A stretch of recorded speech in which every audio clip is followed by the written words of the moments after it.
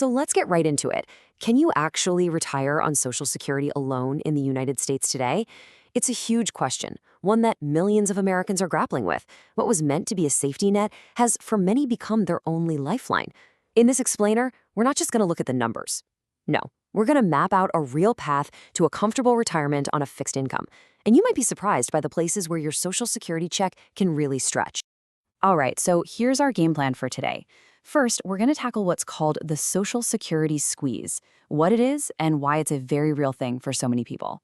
Then we'll break down the affordability formula, the key things to look for. After that, we'll take a little virtual trip across America to check out some of these affordable spots. Then we'll zoom in a bit, looking beyond just the price tag.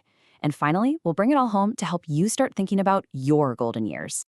Okay, first up, let's face the reality of the Social Security squeeze. And this isn't just about spreadsheets and budgets. This is about the day-to-day lives of millions of retired Americans. You have to understand the challenge before you can find the solution. Wow. Most survivors are barely existing, not living.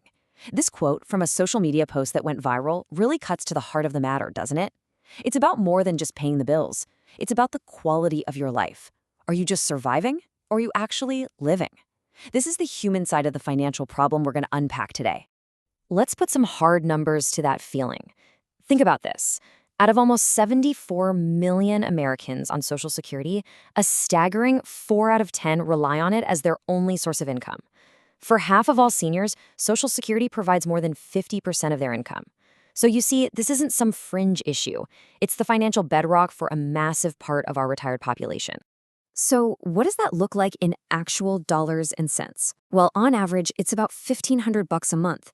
Now, just take a second and imagine trying to cover rent, food, healthcare, and utilities in a big city on that budget. It's a really tough thought, and it proves that where you live isn't just a lifestyle choice, it's probably the single most important financial decision a retiree can make. Okay, so if location is everything, how in the world do you find the right one? Well, that's where what we're calling the affordability formula comes into play. We're about to break down the key ingredients that can turn that $1,500 a month from a source of stress into a source of comfort. These are the big four, the 4 pillars of affordability. First, and this one is the giant, is housing costs. It's the monster in every budget. Second is the overall cost of living. Everyday stuff like groceries and gas. Third, taxes. Finding a tax-friendly state can feel like getting a raise. And finally, number 4 is healthcare. Not just how much it costs, but can you get to a good doctor when you need one?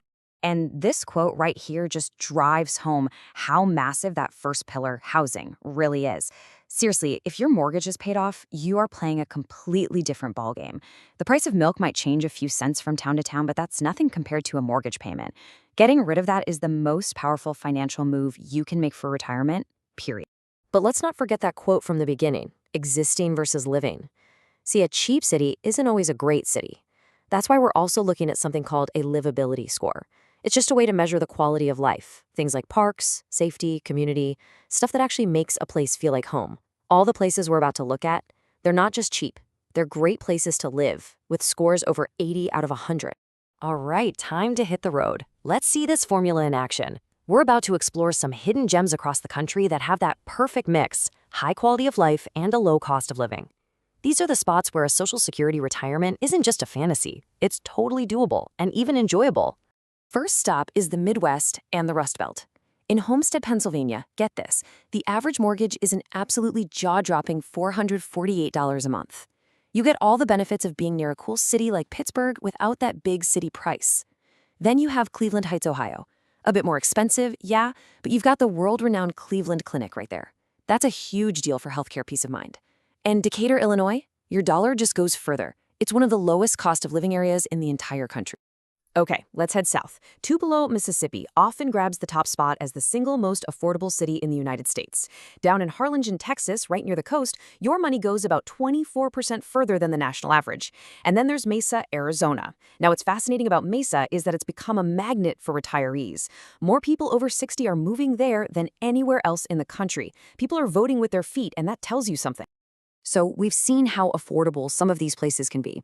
But to really, truly appreciate the difference, you gotta see the other side of the coin. And I gotta tell you, the contrast is, well, It's staggering. So here they are again, our top 3 most affordable cities. Remember, the national average is 100. So in a place like Tupelo or Decatur, your money stretches about 21% further. That is a massive, massive advantage on a fixed income. And now, the other end. Look at Manhattan, a cost of living index of 232. That's not just a little more expensive, it's more than double the national average and almost 3 times the cost of living in Tupelo. We're not talking about a different lifestyle here, we're talking about a different financial planet. Your Social Security check in Tupelo can buy you a comfortable life. In Manhattan, it would barely cover your groceries. And this right here brings us to a really, really important point. The absolute cheapest city on paper isn't automatically the best city for you. So, in this next part, we're going to move beyond the bottom line and talk about what affordability means on a personal level. So, you have to ask yourself, what's your top priority? What do you value most? Is it having the absolute best doctors on the planet nearby? Then maybe Rochester, Minnesota, home of the Mayo Clinic, is your place. Or do you want to stay super active with bike trails and volunteer opportunities everywhere? Madison, Wisconsin is fantastic for that. Or hey, maybe you just hate paying taxes. Anchorage, Alaska has no state income or sales tax. And a state like Mississippi won't tax any of your retirement income. See, it's personal. This is the key takeaway right here. It's the huge difference between cost and value. The cheapest option is just a number on a spreadsheet. The best value, on the other hand, is the place that fits your life, your health, your family, your hobbies, at a price that works for you. That intersection, that's the sweet spot we're all looking for. Okay, we have covered a ton of ground. We've looked at the problem, we've learned the formula, we've explored the map. So now it's time to bring it all together and figure out how to build your personal retirement equation. Here's a simple 4-step checklist you can use to get started. Step 1, assess your finances. Get a clear, honest picture of your Social Security benefits and any savings. Step 2, define your priorities. What are your absolute must-haves? Be near the grandkids, a warm climate. Write them down.